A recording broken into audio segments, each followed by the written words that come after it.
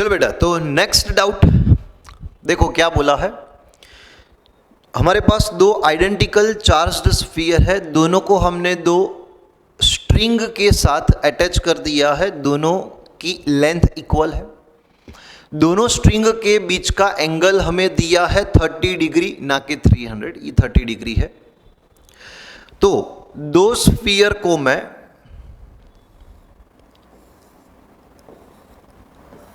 दो string equal length वाली string के साथ कनेक्ट कर रहा हूं, तो दोनों के बीच में यहां पे रिपल्जन है। रिपल्जन की वजह से ये दूर जाते हैं। अगर मान लो यहां पे बेटा ये ग्रेविटी ना होती, in the absence of gravity, अगर ग्रेविटी ना होती तो ये दोनों स्फीयर एक दूसरे को रिपेल करते करते करते करते एंड कुछ ऐसे अरेंज हो जाते हैं। ये हमने आगे वाले एक एमसीक्यू में देखा था। लेकिन यहां पे ग्रेविटी है, ग्रेविटी की वजह से क्या होगा, तो ये दोनों स्फीयर एक दूसरे पे रिपल्सिव इलेक्ट्रिकल फोर्स प्रोड्यूस कर रहे हैं। साथ साथ बेटा यहां पे ग्रेविटेशनल फोर्स भी होगा।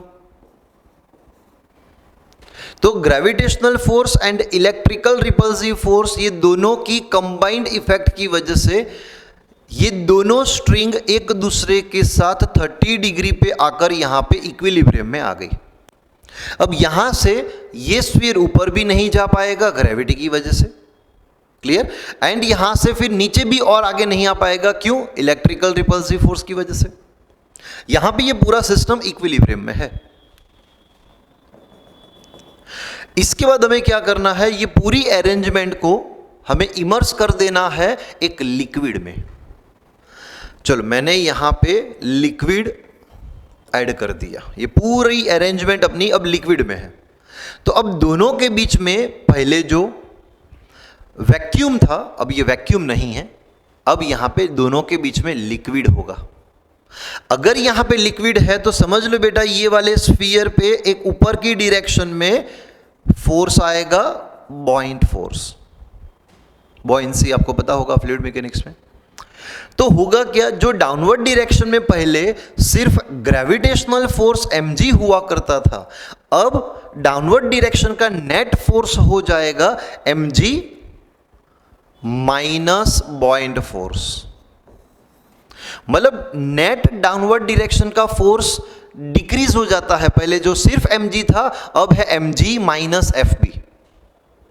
तो जो C एंड D पॉइंट थे, net downward force will increase, ये तो गलत हो गया, डिक्रीज हो रहा है, and D point the net downward force will remains unchanged, ये भी गलत है, डाउनवर्ड डायरेक्शन का फोर्स डिक्रीज हो रहा है। अभी मैं बात करूंगा बेटा इलेक्ट्रिकल फोर्स के लिए।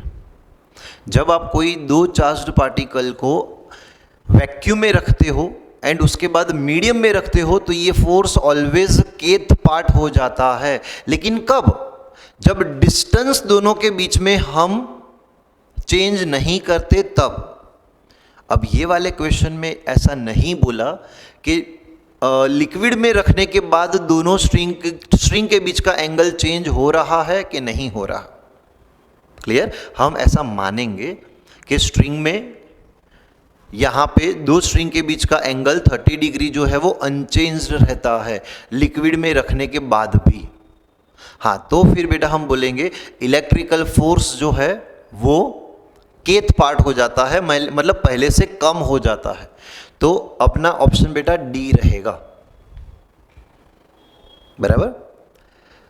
लिक्विड में रखने से ये दोनों स्फीयर के बीच का एंगल अनचेंज्ड रहता है, ऐसा हम मान लेते हैं, एंड उस कंडीशन में ये दोनों स्फीयर पे जो फोर्स होगा एक दूसरे पे, इलेक्ट्रिकल रिपल्सिव फोर्स, वो केथ पार्ट हो जाता है, मतलब कम हो जाता है। तो electric force will be decrease.